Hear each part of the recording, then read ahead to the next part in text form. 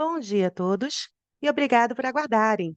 Sejam muito bem-vindos à videoconferência de divulgação dos resultados do quarto trimestre e do fechamento de 2025 da Vitro Brasil. Destaco aqueles que precisarem de tradução simultânea, que temos essa ferramenta disponível na plataforma. Para acessar, basta clicar no botão Interpretation através do ícone do globo na parte inferior da tela e escolher o seu idioma de preferência, português ou inglês. Para aqueles ouvindo a videoconferência em inglês, há a opção de mutar o áudio original em português, clicando em Mute Original Áudio.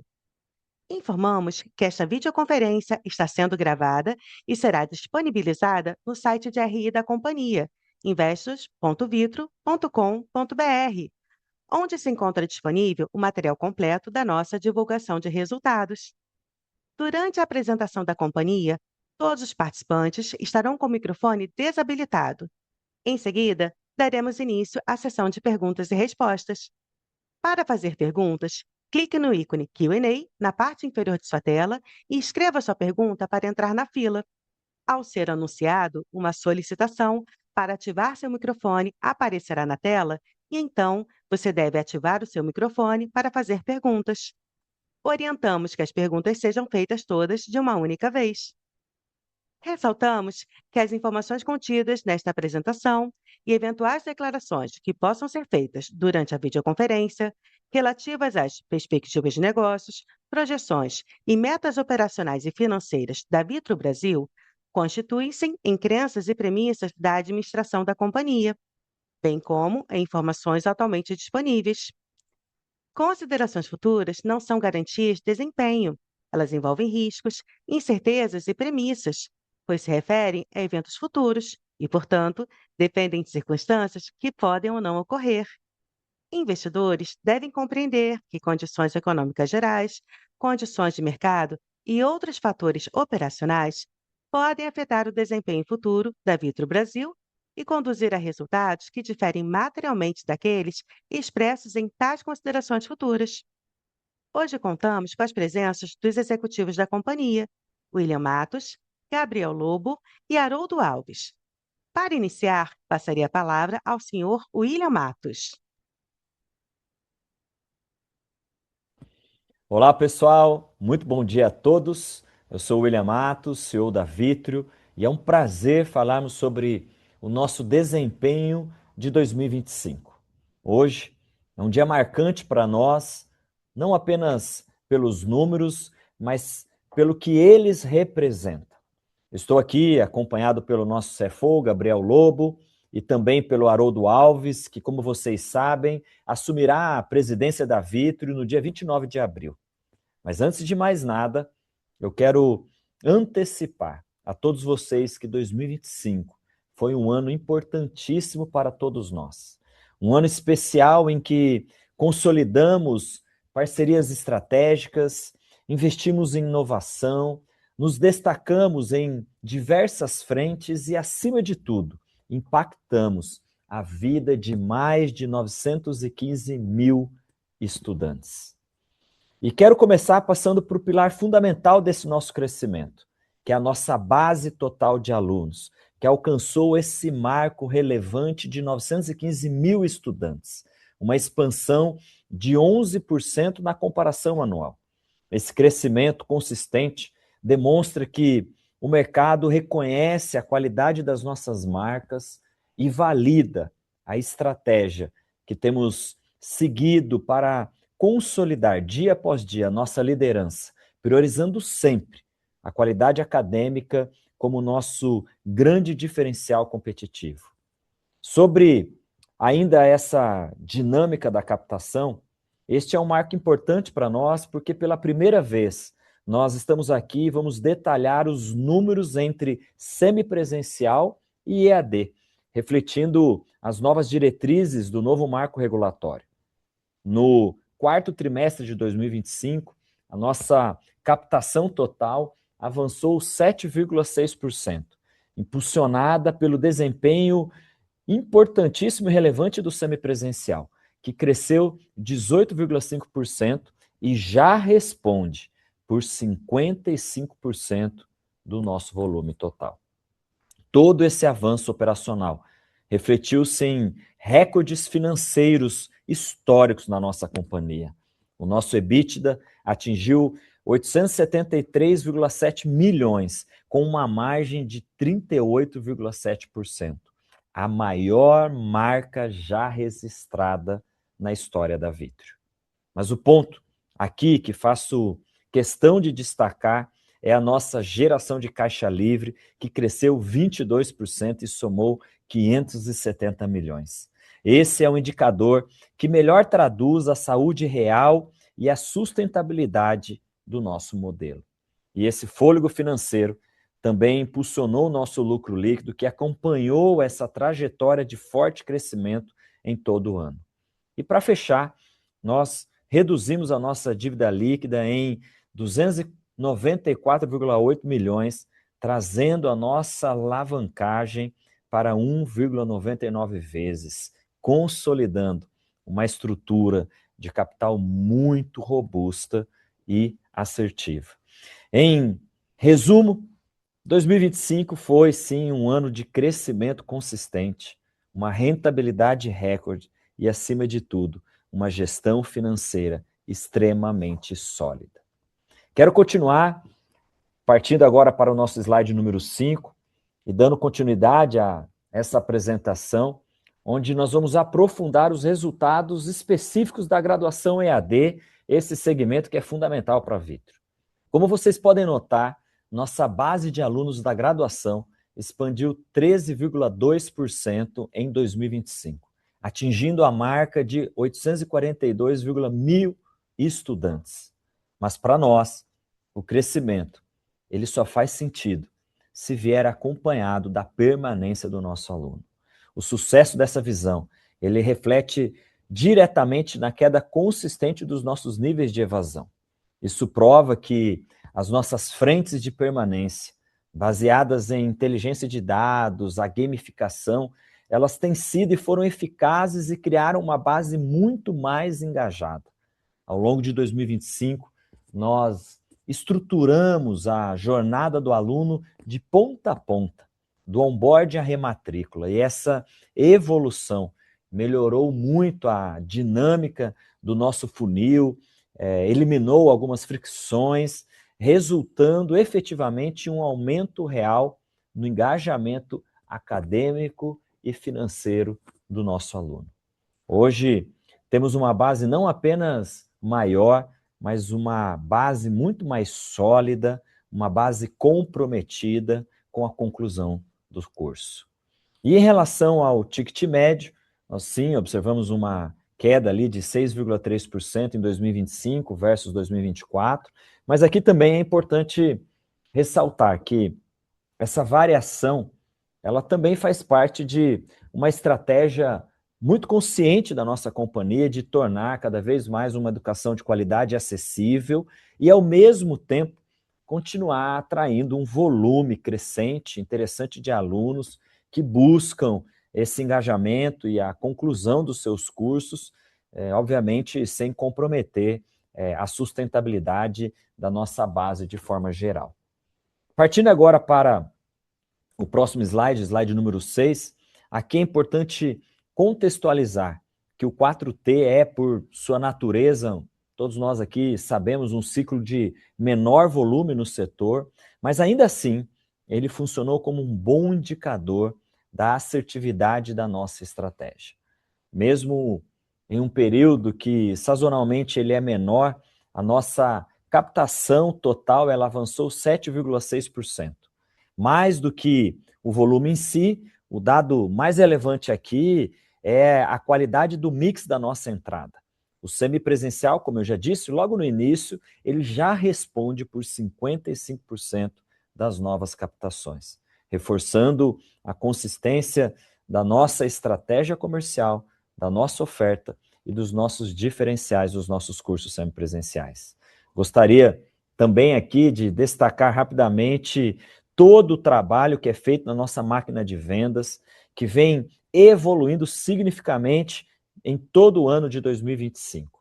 Ganhamos 2 pontos percentuais em top of mind, expandimos a nossa audiência digital, temos otimizado cada dia mais o nosso CAC, também através do crescimento orgânico. Eu tenho certeza que ao final da apresentação, o Haroldo também vai abordar como nós vamos continuar escalando essa operação nesse ano de 2026.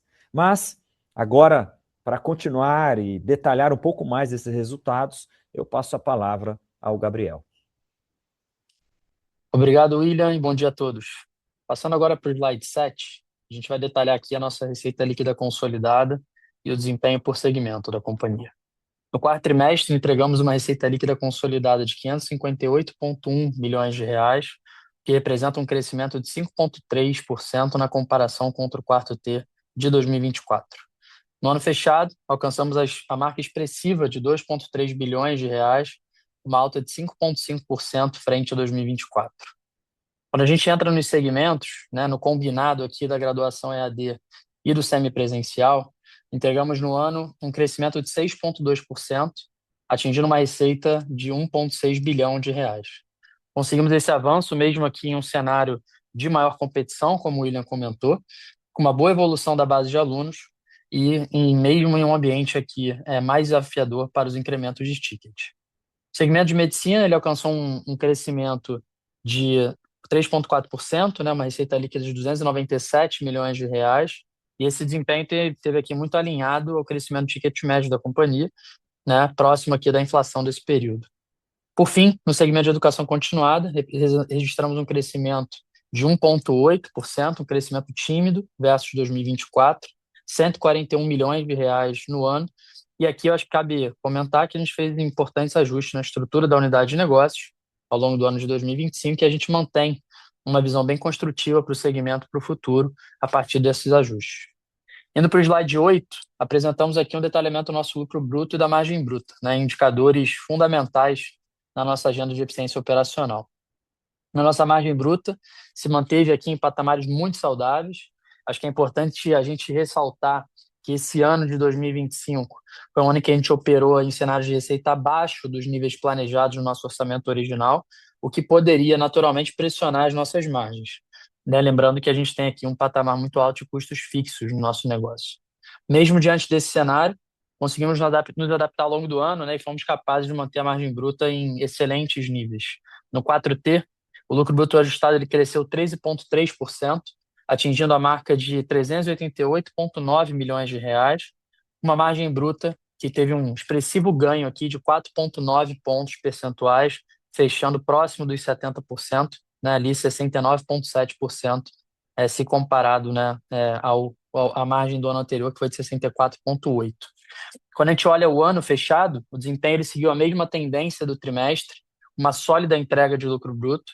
A gente cresceu 7% versus 2024, totalizando 1 bilhão 581 milhões de reais.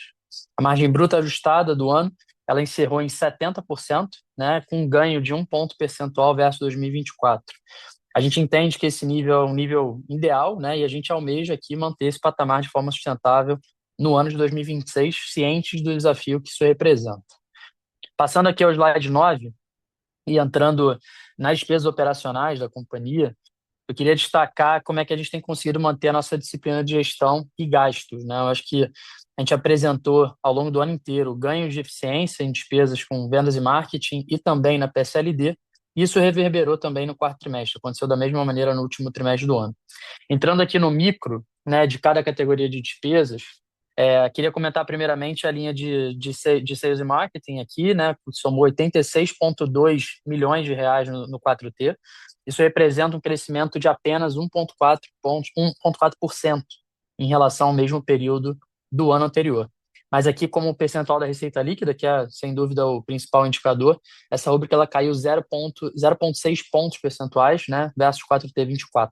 E aqui a gente já falou bastante, né, evidencia naturalmente aqui essa gestão mais sharp na alocação de investimentos em mídia. No ano como um todo, esse aumento ele foi de apenas 3,2%, abaixo de inflação, inclusive, em valores absolutos, somando 353,8 milhões. A representatividade, quando a gente olha o ano sobre a receita líquida, ela caiu de 16% para 15,7%, né, uma redução aqui de 30 bases. Esse comportamento, naturalmente, ele reflete tudo que a gente já veio comentando ao longo do primeiro, do segundo, do terceiro e 4T, né, de toda a eficiência que a gente buscou nas nossas campanhas online, principalmente. Quando a gente vai para o G&A da companhia, aqui o G&A ajustado, ele totalizou no 4T25 44,1 milhões de reais. O aumento ele foi de 55% versus o 4T24, né? Isso obviamente parece muito elevado, mas eu acho que é importante que a gente contextualize. O 4T24, né, ou seja, a base de comparação, ela foi altamente impactada por itens não recorrentes, né, fruto de reestruturação, que reduziram a base daquele período. Quando a gente exclui esse efeito, né, a companhia ela manteve uma rigorosa disciplina de despesas, né? A gente fez todo o right size de nossas estruturas corporativas, fizemos congelamento de contratações ao longo do ano, que, né, naturalmente impactaram também o quarto trimestre, e a gente fez uma gestão criteriosa também da linha de viagens, que é uma linha importante quando a gente pensa o G&A.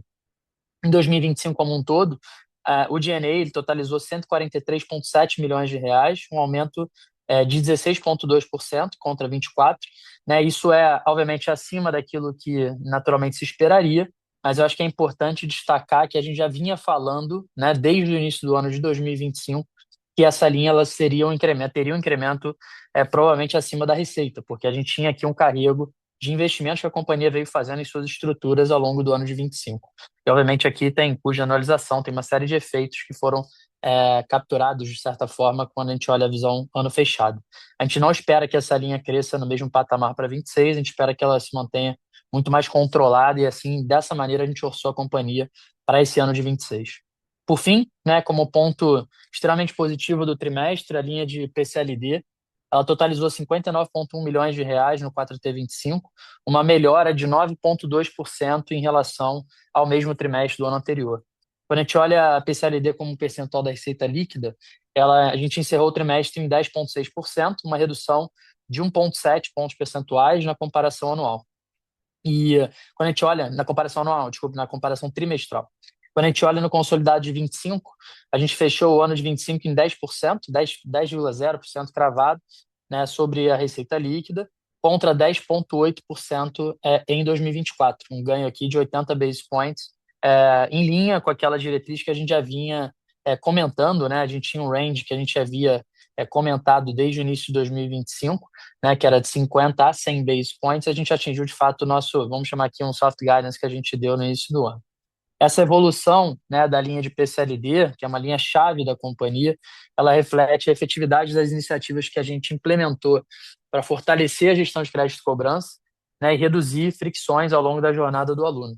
Aqui destaca-se, sem dúvida, a ampliação e diversificação de meios de pagamento, algo que a gente não colocava tanta energia no passado, né? A gente incluiu uma série de novos elementos a nível de meios de pagamento, como, por exemplo, agendamento via Pix, parcelamento de cartão de crédito para renegociação, além também, né, de toda a agenda de aprimoramento da experiência do aluno. O William comentou um pouco sobre isso, né, e também com essa relação com os polos.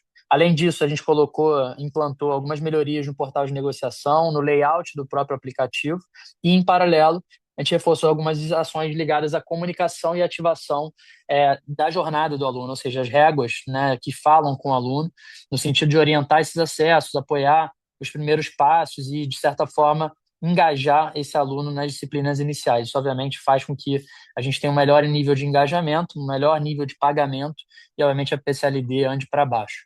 Essa agenda de saúde financeira ela também avançou num desenho um pouco mais preventivo, com processos digitais de cobrança, negociação e renegociação, e essa, né, estratégia de vínculo, ela naturalmente passa a considerar novos marcos de relacionamento como parte do nosso plano de retenção. Por fim, eu acho que o que esses números mostram na prática é que a gente está conseguindo reduzir a inadimplência, né, com mais inteligência, mais prevenção e uma experiência melhor para o aluno, né, menos fricção, o que melhora naturalmente a qualidade dessa receita, qualidade da nossa base de alunos e reforça a sustentabilidade do nosso modelo de crescimento. Indo aqui para o slide 10, trazemos a bridge do EBITDA ajustado da Vitro, né, que totalizou 202,4 milhões de reais no 4T25, um aumento expressivo de 20,7% em relação ao 4T24. A nossa margem EBITDA ajustada ela atingiu 36,3%, que representa uma expansão de 4,6 pontos percentuais, reforçando aqui um dos nossos grandes atributos, uma companhia leve, adaptável e com margens operacionais sólidas. Olhando para o fechamento do ano, né, de 2025, o nosso EBITDA ajustado ele totalizou 873,7 milhões de reais, né, que representando um crescimento duplo dígito, né, e consistente com a nossa estratégia. A gente cresceu 10,1% no EBITDA ajustado em relação a 24, alcançando uma margem de EBITDA ajustada de 38,7%. Isso traduz em um aumento no ano de 1,6 ponto percentual, reforçando mais uma vez tudo que a gente tem detalhado de oportunidades internas na nossa máquina, né? Passando aqui ao slide 11, trazemos aqui o lucro líquido ajustado do quarto T, né, que atingiu 117,4 milhões de reais, um crescimento novamente forte de 21,9% em comparação com o 4T 24. A margem líquida ajustada ela expandiu novamente, alcançando 21%, o que representa um avanço de 2,8 pontos percentuais versus 4T 24. Em 2025, no fechamento do ano, o lucro líquido ajustado ele totalizou 483,7 milhões de reais, né, um número super expressivo, refletindo aqui um crescimento de 61% em relação a 24. A margem líquida ajustada em 25, ela foi de 21,4%, uma expansão de 7,4 pontos percentuais na comparação anual. Enfim, né, não precisa comentar muito, número super forte, novamente aqui a companhia entregando consistentemente crescimento de lucro. Esse forte desempenho e a expansão consciente dessas margens elas são resultados diretos, né, do resultado direto dos nossos esforços contínuos, a melhor gestão das linhas não apenas operacionais, como também das linhas aqui chamadas below EBITDA, né, com resultado financeiro e o próprio imposto de renda. O nosso foco ele não se limita apenas ao impacto contábil imediato, né, mas ele se estende de forma bem estratégica a melhoria da conversão futura desse lucro líquido em caixa efetivo. O resultado financeiro aqui líquido, né, ele foi negativo em 90,3 milhões, uma redução de 42% em relação ao reportado no 4T24. E essa performance positiva, né, naturalmente, a gente veio comentando isso inclusive nos últimos trimestres, reflete um pouco aqui o nosso desempenho, principalmente das aplicações financeiras da companhia, que foram impulsionados por uma melhoria da gestão de caixa, o próprio volume de caixa gerado no ano, que contribuíram para que o resultado também se expandisse, né? Naturalmente, acho que cabe ressaltar, em 2024, a gente teve também alguns efeitos não recorrentes, que foram registrados nessa linha, e em 2025 a gente não teve esses efeitos. Já na linha de imposto de renda, aqui, contribuição social, vale reforçar o efeito super importante do reconhecimento de IR diferido, que se iniciou lá atrás, né, no 4T24. A gente já comentou bastante sobre isso, né, amplamente, a natureza de todo o projeto que veio sendo executado ao longo do ano de 25 e que foi concluído, já foi concluído agora no início de 26, com muito sucesso na virada do ano, né, ali nos primeiros dias de 2026. A captura, inclusive, né, já falando um pouco desse momento, ela já está acontecendo. A gente já enxergou nesses 2 primeiros meses do ano de 2026 uma melhora significativa do caixa da companhia, proveniente da eficiência capturada nessa linha de R após a incorporação da Unicesumar na Vitro. Passando aqui ao slide 12, temos um panorama detalhado, natural aqui da nossa gestão de caixa e eficiência financeira. Acho que, sem dúvida, um dos indicadores mais importantes nesse momento. O fluxo de caixa livre ele alcançou 571,3 milhões de reais no fechamento do ano, um aumento importante de 22,5%, né, e uma conversão de caixa operacional que atingiu quase 55%. Isso é fruto de um intenso trabalho focado principalmente na linha de capital de giro da companhia, com melhoria de todas as regras que eu comentei, inclusive, que naturalmente batem na PCLD, né, os processos de cobrança, assim como também uma busca que a gente, né, executou, né, obviamente o efeito ele é menor, mas com um alongamento de prazo de fornecedor. A gente conseguiu reduzir o prazo médio de recebimento, que é sem dúvida a principal linha dentro do capital de giro, em 3 dias, né, indo de 48 para 45 dias, se a gente comparar com o trimestre anterior, terceiro tri, em 8 dias se a gente comparar com o mesmo período do ano anterior. Tá? Então, enfim, uma melhora expressiva do PME que naturalmente contribui para a gente gerar mais caixa.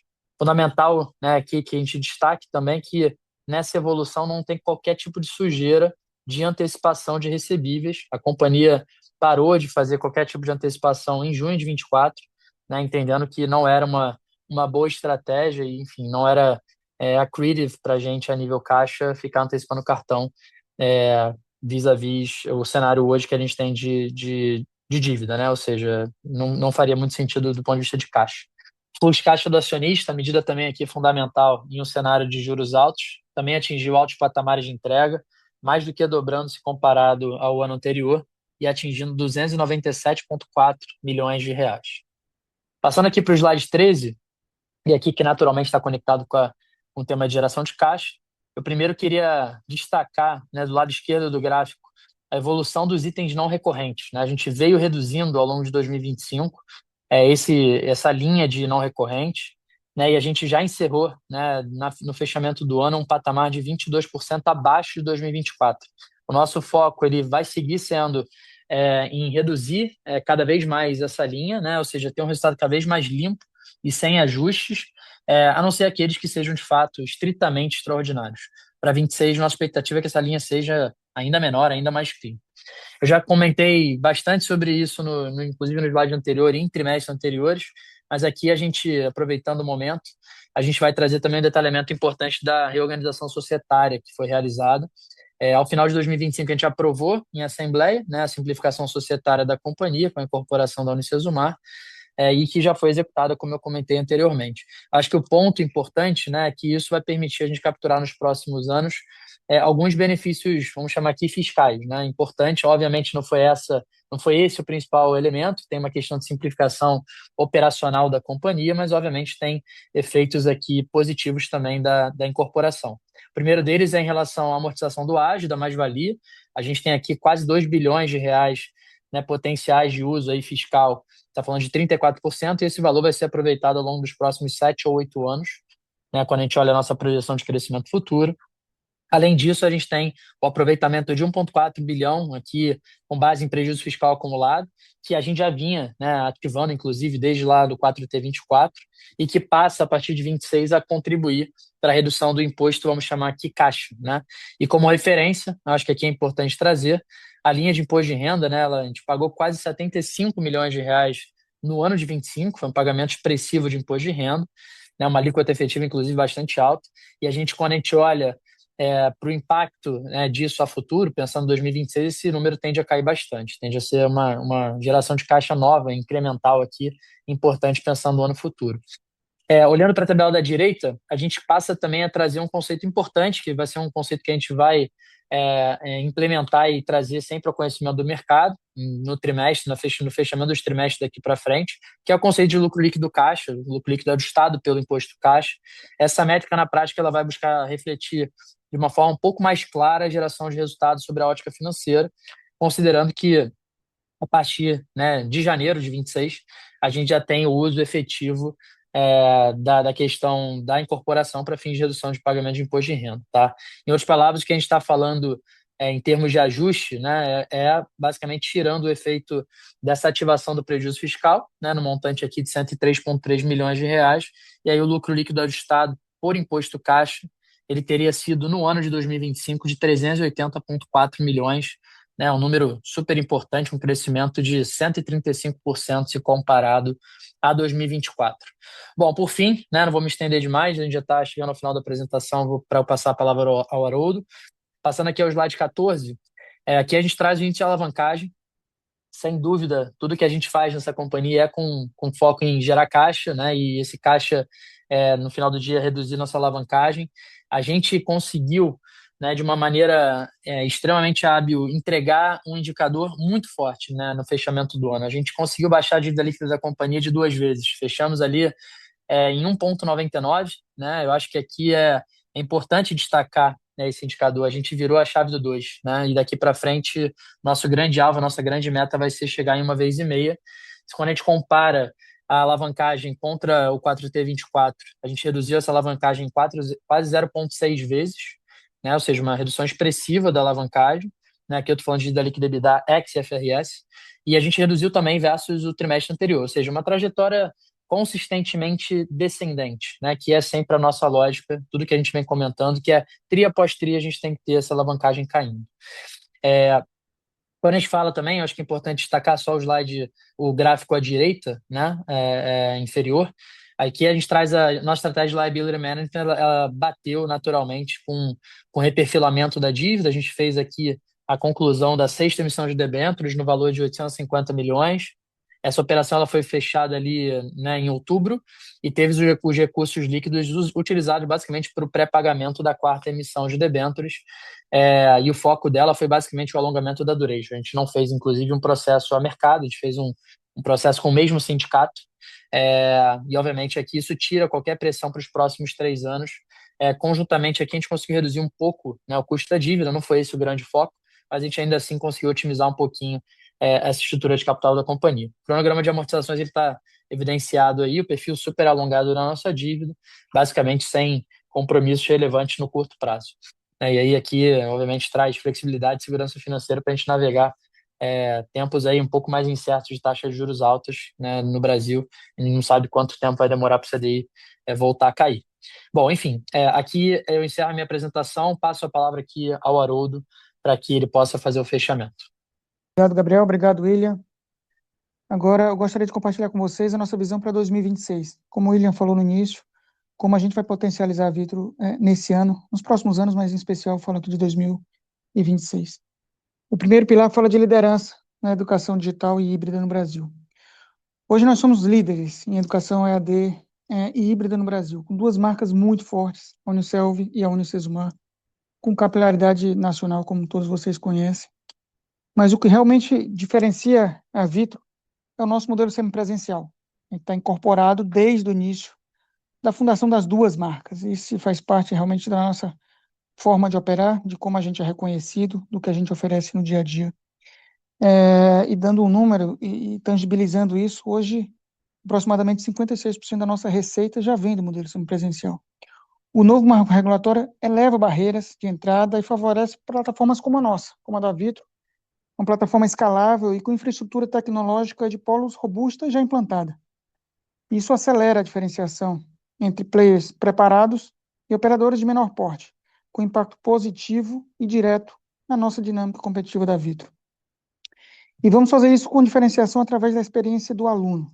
A Vitro segue focada em proporcionar uma educação de qualidade e que gere experiências acadêmicas que preparam para o mercado de trabalho. Isso é ser Vitro, isso é o que as nossas marcas fazem e são reconhecidas. Nós temos tecnologia proprietária, embarcada ao longo da jornada, que aumenta o engajamento e a retenção dos alunos. Temos um corpo de professores qualificado, que contribui para alcançar bons resultados em todas as avaliações do MEC. Nós temos um elevado valor percebido pelos estudantes, refletindo na nossa preocupação com a empregabilidade e a evolução salarial dos alunos. Dentro dos diferentes pilares essencial na interface com os alunos, a Vitro tem indicadores superiores aos demais players da indústria. Nosso NPS é 13 pontos percentuais acima da média da indústria. Isso tangibiliza essa diferenciação vista pelo aluno. Como segundo pilar, a gente queria salientar aqui o nosso modelo operacional, escalável e habilitado por tecnologia. Em 2025, nós provamos que conseguimos crescer mantendo a eficiência. Em 2026, nós vamos escalar esse modelo. Mas o grande diferencial está na nossa inteligência comercial. Para a captação do primeiro trimestre, nós mudamos o foco em inscrições para uma conversão de fato de matrículas e o engajamento desses alunos. Nós operamos agora com um ecossistema integrado, com seu esforço implementado, integrado completamente, permitindo uma gestão de ponta a ponta do nosso funil e controle de KPIs. Um call center unificado, um CRM nos polos e agentes de inteligência artificial como o Edu e a Sofia, que garantem agilidade total na jornada do aluno. Nossa estratégia é centrada em 4 frentes: um foco comercial em ingressantes engajados, força das marcas, uso de dados e atuação dos nossos parceiros localmente nos polos. E os resultados falam por si: redução no custo por aluno matriculado e no custo de aquisição. Essa eficiência operacional é o que nos permite captar com qualidade e converter com assertividade. A tecnologia é o viabilizador disso tudo. A automação inteligente em toda a operação. Nós temos comprovada a capacidade de inovar com recorrência, tendo recebido múltiplos prêmios da mídia especializada e de instituições de renome internacional. O que isso significa? Um investimento contínuo em infraestrutura, em dados e inteligência artificial, mas sempre com o objetivo muito claro de crescer de uma forma eficiente e sustentável. No terceiro pilar, a gente fala da forte geração de caixa com um modelo bem asset light. Nesse último ano, em 2025, nós geramos 570 milhões em caixa livre. E o mais importante, Nós conseguimos fazer isso sem carregar ativos pesados. Nosso modelo é enxuto, eficiente e escalável.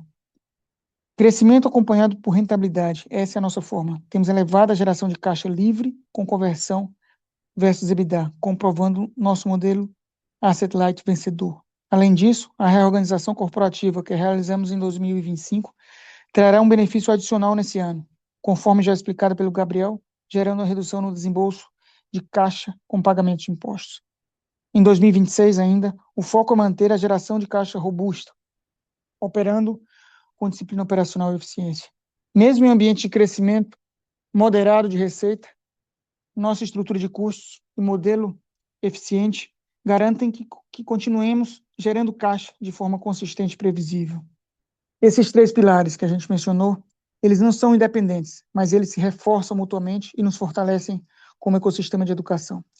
Por tudo isso, nós vemos um novo marco, não como ameaça, mas como uma oportunidade para a Vitro, porque nós temos a escala, nós temos a infraestrutura necessária, nós temos a tecnologia, e porque temos as pessoas certas para operar nesse novo mercado.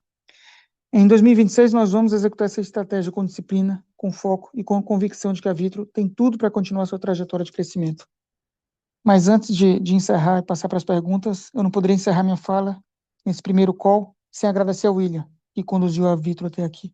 Obrigado pela dedicação, William, pela entrega ao longo de todos esses anos na Unicesumar e na Uniaselv, e especialmente pela parceria nos últimos meses.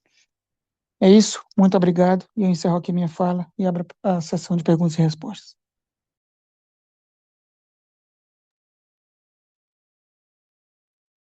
Agora, começaremos a sessão de perguntas e respostas. Lembrando que, para fazer perguntas, vocês devem clicar no ícone Q&A na parte inferior da tela e escrever a sua pergunta para entrar na fila. Ao ser anunciado, uma solicitação para ativar seu microfone aparecerá na tela e então você deve ativar o seu microfone para fazer perguntas. Solicitamos, por gentileza, que as perguntas sejam feitas todas de uma única vez. Vamos à nossa primeira pergunta, é do Samuel Alves, analista do BTG Pactual. Abriremos o seu áudio para que você possa realizar sua pergunta. Samuel, por favor, pode prosseguir. Bom dia, William, Gabriel, Haroldo, bom dia a todos. São duas perguntas aqui do nosso lado. A primeira é sobre captação, né? Vocês estavam comentando agora, né, que estão com um foco grande ali de conversão e engajamento maior. Se vocês pudessem falar um pouco mais de como que está o pote de captação até agora, do ponto de vista de volume, de receita de captação, ajudaria bastante a gente aqui. Essa é a primeira. E a segunda pergunta é um pouco sobre o tema de estabilização de pressão de ticket, né? Vocês até mencionam no release, né, que o ticket médio vinha tendo, né, uma certa pressão, que vocês esperam uma estabilização, né, disso a 2026, em 2026. A pergunta é mais se vocês pudessem elaborar um pouco mais sobre isso, até considerando também o efeito mix ali do híbrido, se a gente pode ter já um crescimento em 2026. É isso, muito obrigado. Oi, Samuel, bom dia. Vou pegar a pergunta aqui, vou dividir com o Gabriel e o William também. Obrigado pela pergunta. Vou começar aqui falando sobre captação. O que a gente está vendo até agora, tá? Não é sobre o final do ciclo, mas sobre como a gente está vendo o cenário hoje. A gente está vendo uma captação muito parecida, uma captação comercial muito parecida com o que a gente viu no ano passado, tá? Com o EAD puro, né, caindo contra o ano anterior, mas bem menos do que tem sido falado aí por alguns players, tá? Então, com queda, mas algo bem menor do que tem sido falado. Um semipresencial, né, o híbrido crescendo, mesmo em cima de um comparável forte no primeiro tri do ano passado, mas crescendo bem, e um presencial seguindo um ritmo forte de crescimento. E aí, estou voltando num ponto, depois de falar dos três aqui, falo um pouco da estratégia que o William também já comentou na apresentação sobre o nosso foco tem sido cada vez mais além de trazer aluno, mas reter, engajar, isso já tem sido foi o foco de 25, continua sendo.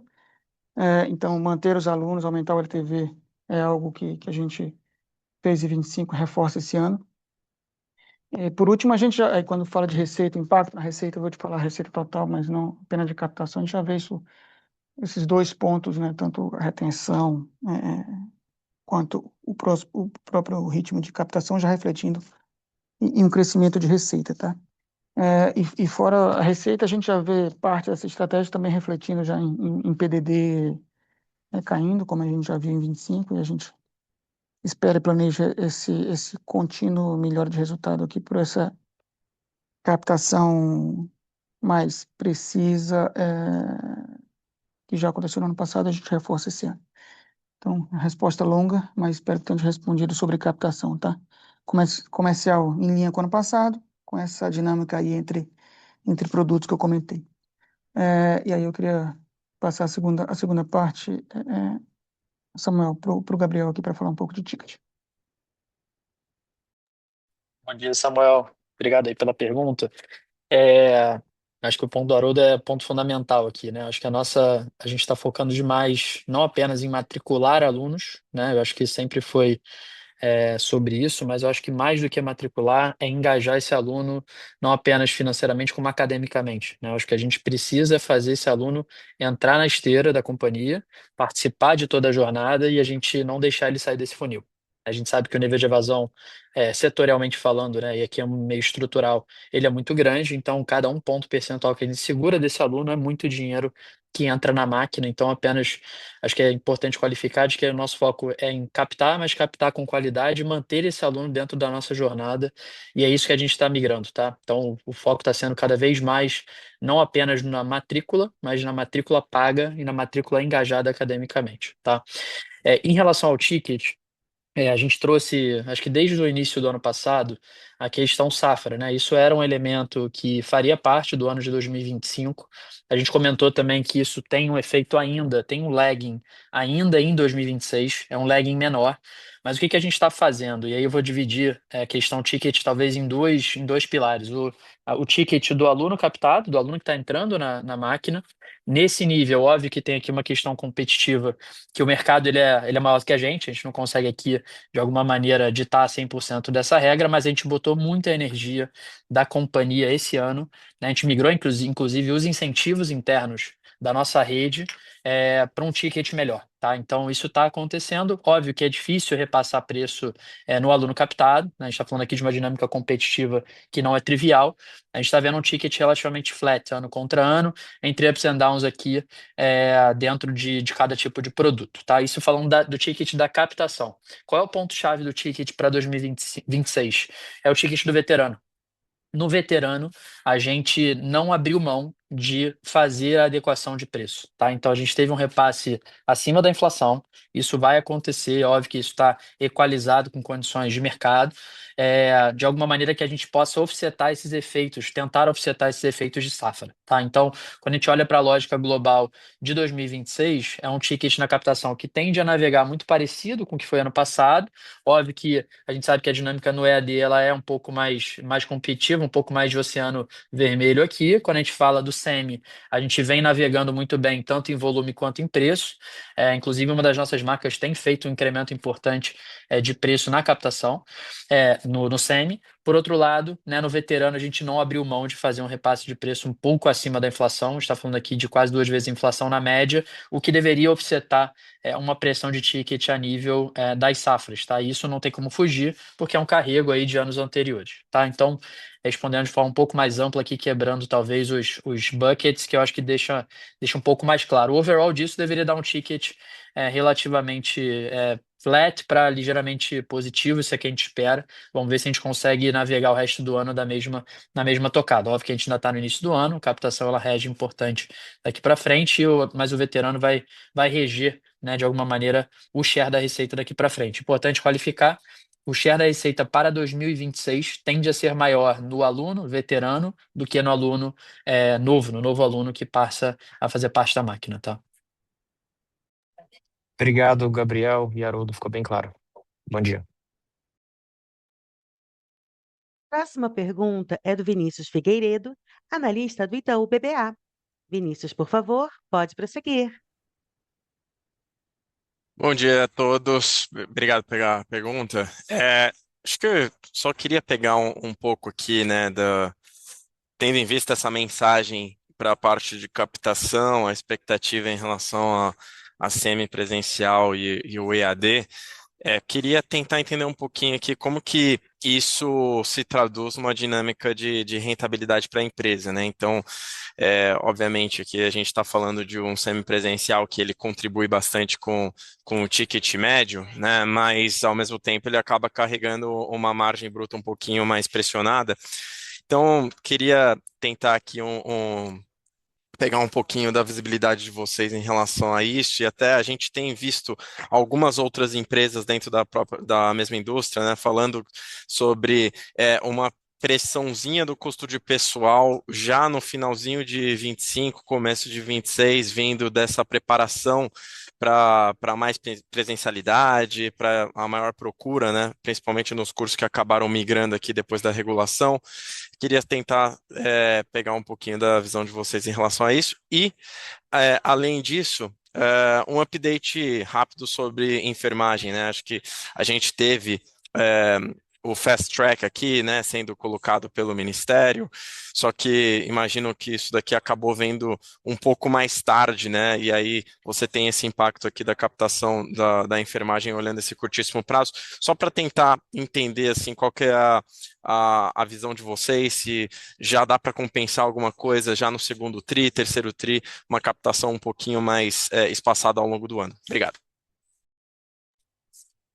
Obrigado, Vini. Valeu pela pergunta. Vamos lá, eu vou responder a primeira aqui sobre rentabilidade, margem bruta. Acho que você já quase que respondeu por nós, mas eu acho que a sua leitura está correta. E depois a segunda pergunta em relação aos campos aí de saúde, né, que a gente passa a ter como a nova avenida de crescimento da companhia, eu vou passar aqui para o Haroldo e para o William comentarem um pouquinho.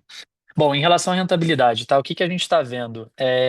A nível ano, eu vou responder primeiro uma visão ano. A gente não enxerga uma grande pressão de margem bruta a nível ano, tá? A gente entende que, inclusive eu comentei, né, no call agora, que a nossa expectativa é manter a margem bruta relativamente flat. Lembrando que a gente entregou 70% de margem bruta na visão de 2025, uma margem bruta extremamente robusta, né? A gente entende que tem poucos espaços aqui para a gente incrementar essa margem nesse patamar que a gente já está navegando. Porém, por outro lado, eu acho que você já trouxe aqui na sua pergunta, existe aqui uma questão mix que tende a começar a trazer aqui algum nível de ajuste. Primeiro, porque o semi é onde a gente vem crescendo mais, onde está a maior parte do nosso share. Ele tem mais ticket, como você trouxe, porém ele tem mais custo também, porque você tem que entregar aqui uma presencialidade maior nesse nível de produto. A gente entende que a nível global, isso não deveria afetar a nossa margem do ano, tá? Para frente, obviamente, quando a gente fala lá de 2027, 2028, aí olhando 2, 3 anos para frente, óbvio que tem a questão do marco regulatório, que eu acho que é uma outra dinâmica, que eu acho que não vem ao caso aqui agora. Falando exclusivamente desse momento, o que a gente tende a ver é um ano muito flat, ano contra ano. Pode ser que quando você olha a foto do primeiro tri, aí tem que lembrar dos compos que a gente tem do ano passado. Ano passado a gente entregou no primeiro T de 25 uma margem que a gente até inclusive trouxe ao conhecimento que a gente não entendia que era uma margem estrutural. A gente entregou acima de 72% de margem bruta num T25. A gente acha que essa margem deveria ficar mais próxima de 70, tá? Quando a gente vê aqui a nossa estrutura hoje de custos. Porém, né, quando a gente olha nominalmente, a gente deveria ver custos muito similares ao que foi o 4T de 2020, de 25, que a gente acabou de reportar. Então, nominalmente, deveria ser a mesma estrutura de custo, a gente não deveria aqui ver grandes incrementos de custo nominalmente, porém, quando a gente olhar a margem, dado que a gente, né, tem um high comps do primeiro T, pode ser que a margem percentualmente ela caia no primeiro trimestre, tá? Isso não preocupa, acho que a principal mensagem olhando a foto do ano, isso não preocupa de forma nenhuma. A gente tem uma margem, inclusive aqui, estrutural, forecastada e orçada, muito similar ao que foi o fechamento do ano de 25, tá bom? Vou passar a segunda palavra aqui, a segunda pergunta que você fez em relação à enfermagem para o Haroldo responder. Obrigado, Gabriel. Obrigado, Vinícius, pela pergunta. Comentando um pouco do impacto, como a gente vê a portaria de enfermagem na expansão do presencial. Sim, a gente considera isso uma avenida importante de crescimento. Como que a gente está tratando, tá? E aí, já te dando números aqui. A gente tinha como elegível, isso é dado público, porque era dado MEC, mais de 200 polos elegíveis. Nessa primeira janela, a gente poderia abrir 81. E aí a gente analisou criteriosamente estrutura e mercado de todos os mais de 200 polos, tá? Para a gente, e nós optamos por abrir 50. A gente não foi nos 80 porque, pela nossa análise, a gente maximizaria o VPL da empresa, indo, de fato, nesses aproximadamente 50 que a gente escolheu e fez o cadastro no MEC. O que critério importante para a gente vai ter os campi mais eficientes do mercado, tá? E a gente teve uma análise super granular aqui do que era a estrutura já implantada nos nossos polos para capturar o máximo que a gente já tinha da nossa estrutura implantada. Dois, para a gente ir nos melhores mercados onde a gente tinha potencial de fato de absorver todas essas vagas que foram disponibilizadas aí nessa portaria. Então, a gente está indo aqui entre 3 e 4 cursos, dependendo da marca, dependendo do local, nessas aproximadamente 50 campi que eu comentei anteriormente, tá? Então, é isso. Análise priorizada, feita, e esse cadastro MEC já realizado. Eu te respondi aqui, mas isso é uma frente importante que a gente está dando bastante atenção aqui dentro da Vitro. Excelente. Muitíssimo obrigado aí, pessoal. Bom dia. A próxima pergunta é da Mirela Oliveira, analista do Bank of America. Mirela, por favor, pode prosseguir.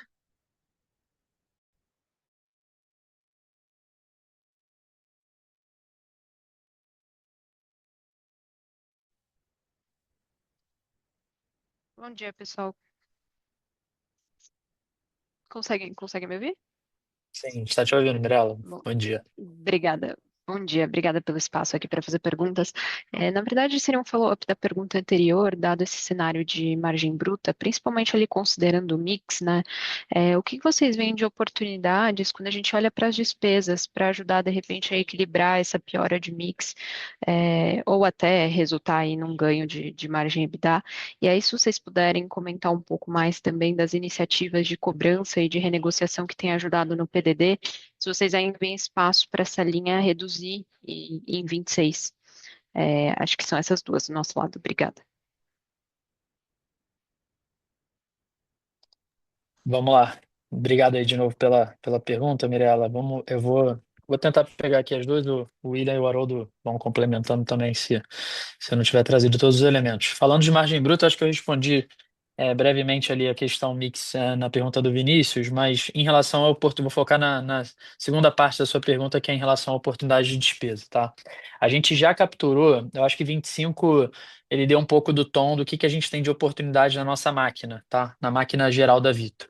E aqui eu acho que tem três grandes linhas que a gente tem que trazer. Primeiro era custo, né? E aí acho que a gente já capturou boa parte das oportunidades que a gente tinha ao longo desse ano de 25, com toda a mudança de modelo acadêmico, a racionalização da nossa estrutura pedagógica, né? E assim, olhando a futuro, a gente não entende que tem aqui grandes movimentações a serem feitas. Óbvio que tem sempre aqui alguma coisa ou outra para ser analisada, mas não está aqui o grande elemento para 26.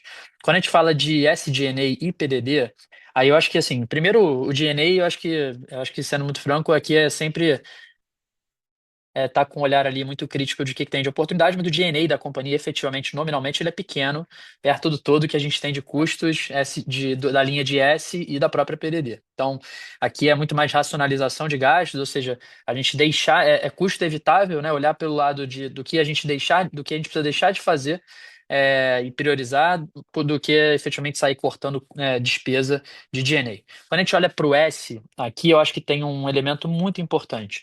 A gente ainda entende, né, que tem oportunidades aqui, não cortar o marketing é o corte fácil e vou chamar aqui entre aspas meio burro, tá? Né? Não é um corte inteligente, não é um corte sharp, não é um corte smart quando a gente pensa estruturalmente a companhia. O marketing ele tem que ser olhado e eu acho que o time de mercado e marketing da Vitro tem feito um trabalho espetacular nesse sentido, no sentido de entender as otimizações que precisam ser feitas na máquina. Ou seja, racionalizar o uso desse dinheiro, alocando corretamente naquilo que de fato gera valor. tá? Então, o que a gente fez a nível marketing em 25 e 26, eu acho que ainda tem uma captura, porque em uma das nossas marcas a gente fez um primeiro movimento de ajuste importante dos algoritmos, e acho que captura de fato a partir de 26 o ano full. Eu acho que é aqui que está o dinheiro, tá? Tem oportunidade, a gente tem conseguido, o Haroldo respondeu sobre captação, a gente tem conseguido entregar a captação nos patamares que a gente já tinha se colocado de desafio, e a gente tem feito isso com menos dinheiro, né? Ou seja, o custo, né, o CAC efetivo desse aluno, ele tem caído trimestre após trimestre, e aqui tem um efeito do trabalho que tem feito, a gestão que tem sido feita pelo nosso time interno. Lembrando que a gente tem uma série de outras oportunidades a nível plataforma, a nível CRM, das evoluções de tecnologia, tudo isso no final do dia nos leva a ter uma máquina mais azeitada, mais eficiente a nível captação, tá? Então, o S é uma linha que a gente tem oportunidade ainda. A gente provavelmente vai ver ainda a nível 26 algum nível de captura percentualmente da receita. A gente não orçou dessa maneira, acho que é importante qualificar. A gente orçou a companhia para manter o mesmo nível de percentual da receita em 25 e 26, porém a gente tem visto a máquina mais otimizada. A gente tem conseguido entregar a captação planejada com menos dinheiro, né? E isso aqui não é uma estrutura que tem sido demandada do time de marketing, tem sido quase que provocado por eles. Eles entendem que a alocação de capital está sendo feita corretamente e a gente tem tido aqui bons resultados nessa linha. Por fim, a PDD, e aí já conectando com a sua segunda pergunta, a gente fez uma grande captura, acho que ao longo do ano de 25. A gente entregou ali aquilo que a gente dava de grandes macro diretrizes do que cairia a PDD. Ainda existe oportunidade, tá? Quando a gente olha a nossa máquina de cobrança, eu acho que a gente fez, eu diria, os low-hanging fruits. A gente pegou os low-hanging fruits do que a gente tinha na nossa máquina. Agora, o que precisa ser feito é algo um pouco mais estrutural. E aí, mexer no estrutural significa olhar um pouco mais para as réguas de cobrança com um pouco mais de profundidade, mexer em algumas alternativas a nível de, até quando a gente olha assessoria terceira, como é que a gente quebra o aging de uma maneira um pouquinho mais smart, e aí é um nível um pouquinho mais profundo. Tem oportunidade? Respondendo a sua dúvida, tem. A gente está colocando isso no nosso número para o ano? Não. Tá? A gente está assumindo aqui uma PDD que talvez tenha aqui algum ganho pequeno, ano contra ano, mas tem oportunidades ainda que a gente pode vir a capturar dentro de 2026. E aí, até olhando a futuro, tá? Quando a gente pensa nos nossos collections, a gente tem oportunidade na máquina como um todo, tá? Aí eu vou passar aqui a William e Haroldo, se eles quiserem complementar, fique à vontade. Nada a contribuir, não. Obrigado, Gabriel. Perfeito, obrigada, pessoal. A sessão de perguntas e respostas está encerrada. E agora, gostaríamos de passar a palavra para as considerações finais do senhor William Matos. Obrigado, Gabriel. Obrigado, Haroldo, pela condução das respostas tão claras e efetivas em relação à nossa companhia. E eu confesso que poder fechar essa reunião apresentando os números de 2025 me enchem não só de alegria, mas também de muito orgulho e confiança. Orgulho porque eu entendo que foi a melhor forma de encerrar esse ciclo como CEO da Vitro de Educação, demonstrando esses resultados sólidos e devolvendo em forma de performance toda a confiança que foi depositada a mim ao longo desses anos. Agradeço a cada um de vocês aqui pela parceria, a cada colaborador, a cada parceiro, a cada aluno, aquele que me sustentou e me deu sabedoria para construir e estar na condução dessa empresa. Tenho absoluta certeza que juntos todos nós honramos o propósito dessa grande companhia, transformamos a educação e fizemos a nossa parte para poder tornar esse Brasil um país cada vez melhor e com mais oportunidades. E em segundo lugar, eu permaneço confiante no futuro que nós teremos. Não só pelos resultados que temos tido, que são sinais que temos semeado de maneira correta, de maneira certa, mas também por esse profissional que está aqui ao meu lado, Haroldo Alves, que assume toda essa operação, trazendo uma larga experiência e principalmente o compromisso com a educação. Mais uma vez, agradeço a presença de todos e tenham todos um excelente dia.